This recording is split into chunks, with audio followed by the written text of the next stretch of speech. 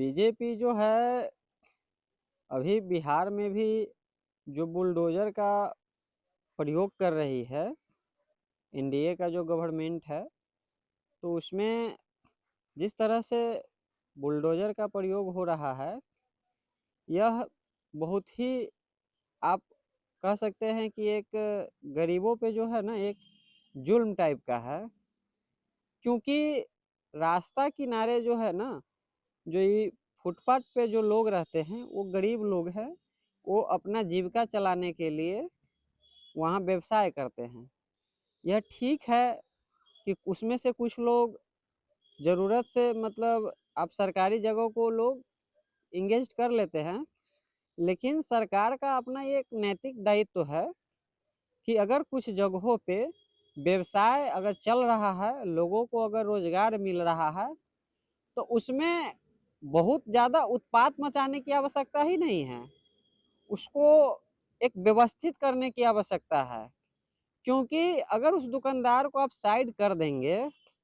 तो बहुत सारी जो फुटपाथ पर की दुकान है, वो रास्ते के दोनों तरफ ही उनके पास जो कस्टमर है, वो अवेलेबल होते हैं। आप उसको कोई एक मार्केट ले जाकर इस लार्ज पॉपुलेशन कंट्री में लोग आज भी इतने शिक्षित नहीं हैं कि वह स्पेशल कोई फ्रूट्स खरीदने के लिए एक मार्केट में जाए, या उसको अगर चाट खाना हो, गोलगप्पा खाना हो, तो या समोसा खाना हो, तो वह किसी स्पेशल मार्केट में जाए, रेस्टोरेंट में जाए। आज भी परचेजिंग पावर इंडिया का इतना आज़ादी के इतने वर्षों बाद भी नहीं हो पाया है। तो भारत में गरीबी इस स्तर पे है कि इसको में मतलब इस ज़रूरत को पूरा करने के लिए रास्ते के किनारे जो छोटे-छोटे दुकानदार हैं, वह इन ज़रूरतों को पूरा करते हैं, क्योंकि बहुत सारे लोग बड़े-बड़े दुकान में, रेस्टोरेंट में नहीं जा सकते हैं। तो उसको अचानक से पूरा हटाने के बदले उसको एक व्यवस्थित करना चाहिए। अगर कोई गरीब ठेला वाला है जिसके पास एक बड़ा-सा अव्यवस्थित ठेला है, तो उसके जगह पे उसको एक आधुनिक तरीके से गवर्नमेंट कोई स्कीम लाकर एक अच्छा उसके पास एक एस्टेब्लिश्ड मतलब ठेला उपलब्ध कराया जाता, एक अच्छा डिज़ाइन के तहत, कि उसी चीज़ को छोटा किया जा सकता है। ठीक उसी प्रकार जिस तरह लैपटॉप मतलब कंप्यूटर का आविष्कार हुआ था इतना बड़ा, लेकिन धीरे-धीरे, धीरे-धीरे आज उसको एक छोटा-सा एक मतलब लैपटॉप से भी मतलब एकदम छोटा-छोटा उसको कर दिया गया है कि आप उसको यंत्र के रूप में एक आसानी से आप उसको केयर कर सकते हैं, एकदम छोटा-छोटा रूप में ढाल दिया गया है। लैपटॉप और उस लैपटॉप में भी उससे स्लिम लैपटॉप इस तरह का मतलब कर दिया गया है। उसी तरह के और भी बहुत सारे, जैसे कुछ लोग बहुत बड़े मतलब एरिया में भी अच्छा मकान नहीं बना पाते हैं, लेकिन जब उसमें इंजीनियर का दिमाग लगता है, तो वो कम दूर दूर में ही एक अच्छा मकान खड़ा कर देते हैं। तो उसी अतिक्रमण को ना उस ठेले वाले को अचानक से मार-पीट के भगाना नहीं चाहिए। उसको वहाँ पे एक अच्छा गवर्नमेंट एक पॉलिसी निकाल के उनके लिए एक व्यवस्थित ठेला वगैरह जो है वो एक तैयार करती, जो आधुनिक भी लगता और देखने में अच्छा भी लगता, टूरिस्ट को अट्रैक्ट भी करता, लोगों को पसंद भी आता। लेकिन सरकार एक जो होता है ना एक हौवा बना देना कि बुलडोज़र का प्रयोग 1-2 जगह हुआ, उनको पब्लिसिटी मिला, उसी तरह से पब्लिसिटी के लिए गरीबों को तंग करना, यह यह दिखाता है कि बीजेपी गरीबी हटाने की बात करती है, हालाँकि उनके दिमाग में गरीब को ही हटाने का प्लानिंग चल रहा होता है, तो यह कहीं से उचित नहीं है। अगर गरीबी वो जो पीड़ा है ना, उस गरीबी की पीड़ा को गरीब लोग ही समझ सकते हैं, लेकिन बीजेपी के नेता हो या फिर और भी पार्टियों के 80% नेता जो करप्शन करके पैसा कमाते हैं, वो क्या जानने गए कि गरीबी क्या होता है। तो हम आप लोगों से मतलब यही रिक्वेस्ट करेंगे कि अगर कोई भी सत्ता जब मनमानी करने लगे ना,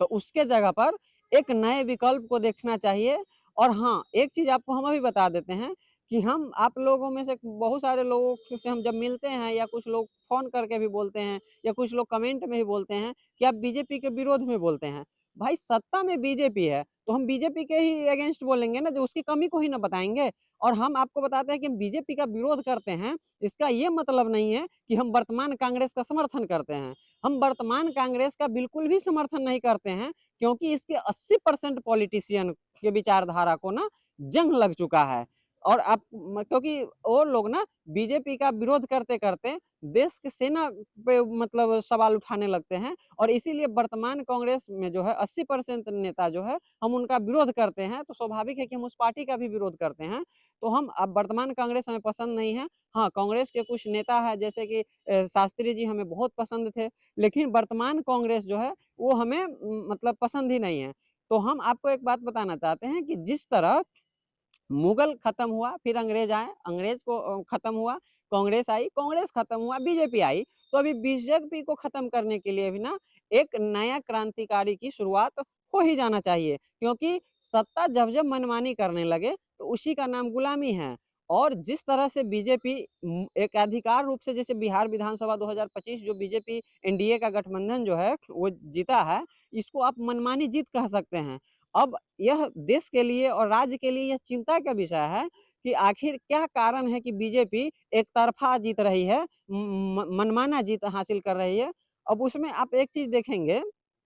कि आप इसको 2 तरीके से देखिए, या तो विपक्ष इतना कमज़ोर है कि बीजेपी इतना मजबूत तरीके से जीत रहा है, तो एक अच्छे विपक्ष की तलाश करना चाहिए इस देश को। या तो कहीं ऐसा तो नहीं कि चुनाव आयोग के कुछ लोग बीजेपी के कंट्रोल में हो, कुछ भी हो सकता है। तो ये दोनों विषय ना चिंता का विषय है। तो क्योंकि आप देखिए ना कि जो एनडीए गठबंधन पिछले बार मतलब स्टूडेंट पे इतना बल प्रयोग की और इसके बावजूद भी अगर एनडीए गठबंधन जीत जाता है बहुत बड़ी बहुमत से, तो यह राष्ट्र के लिए बहुत चिंता का विषय है, किसी राज्य के लिए और पूरा देश के लिए चिंता का विषय है कि कि कोई भी पार्टी मतलब इतना बड़े आंकड़ा से जीत गई, या तो विपक्ष मतलब कमज़ोर पड़ रहा है, या तो मतलब चुनाव आयोग के कुछ लोग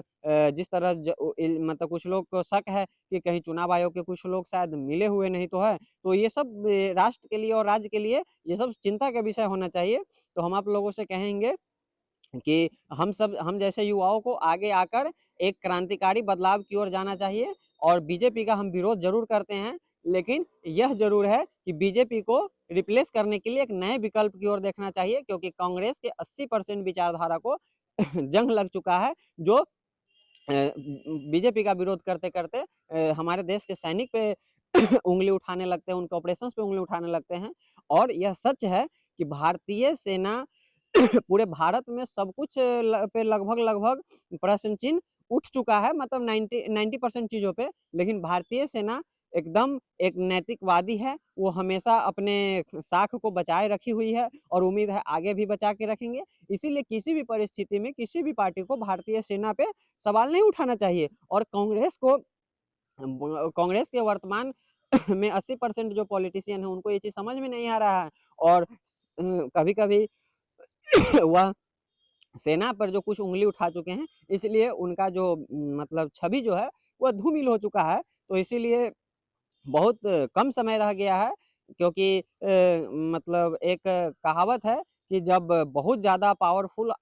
मतलब कोई व्यक्ति हो जाता है, तो इस बात का 80% संभावना है, ज़्यादातर संभावना यह होता है कि वह व्यक्ति तानाशाही पे उतर जाएगा। तो राष्ट्र को एक अच्छी दिशा देने के लिए, क्योंकि विपक्ष विहीन मतलब विपक्ष जब कमज़ोर पड़ जाए, तो वह राष्ट्र गुलामी की ओर बढ़ सकता है और डेमोक्रेसी सबसे बहुत उत्तम चीज़ है। तो एक नए विकल्प की ओर देखना चाहिए। तो हम बीजेपी का विरोध ज़रूर करते हैं, लेकिन वर्तमान कांग्रेस का समर्थन बिल्कुल भी नहीं करते हैं। तो आइए हम सब मिलकर आपसे यही उम्मीद रखेंगे कि एक नए विचारधारा को सपोर्ट किया जाए। तो अगर हम जैसे लोग अगर आगे आ रहे हैं, तो हम जैसे लोगों को आप समर्थन कीजिएगा, तब जाके हम लोग कुछ बड़ा कर पाएँगे। इसके साथ ही जय हिंद, जय भारत।